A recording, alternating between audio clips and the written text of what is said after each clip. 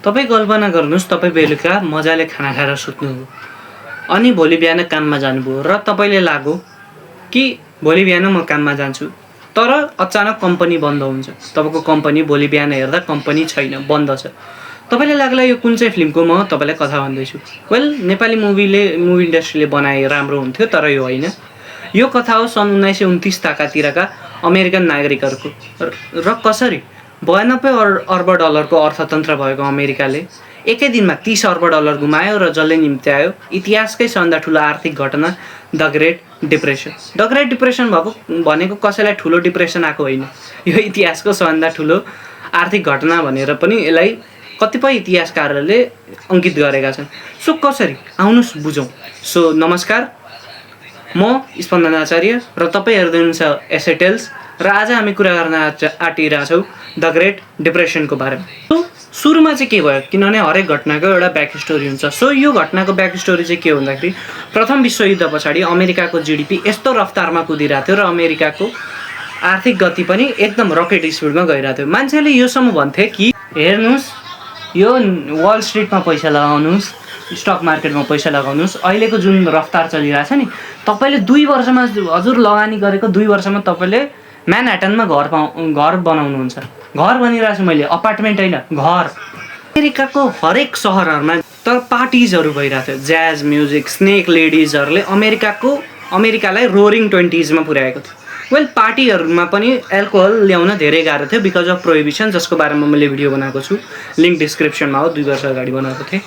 So बुझौँ, र रोरिङ 20s America आफ्नो गतिमा थियो, एकदम स्पिडमा बढिरहेको थियो अमेरिका, जसले जनतालाई यस्तो दिमाग लगाइदियो कि यो मार्केट कहिले पनि झर्नेवाला छैन र मान्छेहरूले ऋण लिई पनि स्टक मार्केटमा लगानी गरिरहेको थियो, जसले राम्रो रिटर्न पनि आइरहेको थियो। तर कसैलाई पनि थाहा थिएन कि अक्टोबर 1929 को त्यो 1 महिनाले सबैको घरबार उजाडिदिन्छ। उडायो सरी, ओके।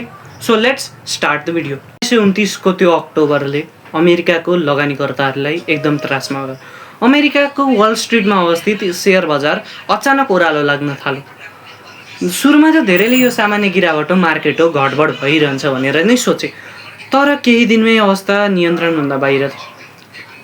अक्टोबर 24, 1929 को त्यो कालो बिहिबार, जसले अमेरिकाको यो कालो यात्राको सुरुवात गर्नेवाला थियो, त्यस दिन करिब 1,29,00,000 सेयर किनबेच भयो, जुन त्यो बेलाको एउटा रेकर्ड नै थियो। लगानीकर्ताहरूले यो निरन्तर भइरहेको ओह्रालोबाट डराएर आफ्नो स्टकहरू बेच्न थाले। तर सबभन्दा ठुलो झट्का मान्छेलाई यो पनि लागिरहेको थियो, घट्ला अहिले एकछिनमा बढ्ला जस्तो लागिरहेको थियो, तर अक्टोबर 29, 1929 को त्यो कालो सबभन्दा ठुलो झट्का आयो। त्यस दिन करिब 1,60,00,000 वटा सेयरहरू किनबेच भयो। सेयर बेच्न प्रयास गरियो। बेच्ने मानिस धेरै थिए तर किन्ने मान्छे केही थिएन। परिणामस्वरूप सेयरको मूल्य केही घन्टामै ध्वस्त भयो।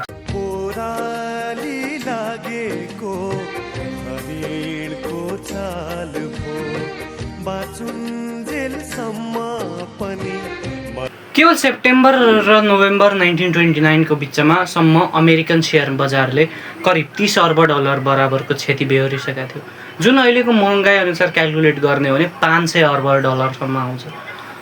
जतिखेर अमेरिकाको जिडिपी नै 92 अर्ब डलर थियो, अघि मैले जसरी मेन्सन गरेँ, त्यतिखेर बजारबाट 30 अर्ब डलर हरायो भने तपाईँलाई कस्तो लाग्यो? सो वेल, त्यस्तै फिलिङ आएको थियो धेरैजना। कतिजना मान्छेहरूले सेयर बेच्न चाहे तर बेच्न पाएनन्। ब्याङ्कबाट लोन लिइकन जुन मान्छेहरूले सेयर किनेका थिए उनीहरूले त्यो बेच्न पाएनन् बिकज मूल्यै छैन।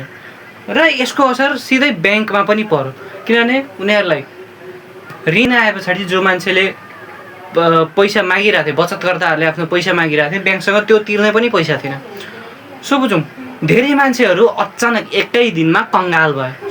ब्याङ्कहरू बन्द भए पछाडि कतिजना मान्छेहरूले आफ्नो जीवनभरको बचत गुमाए।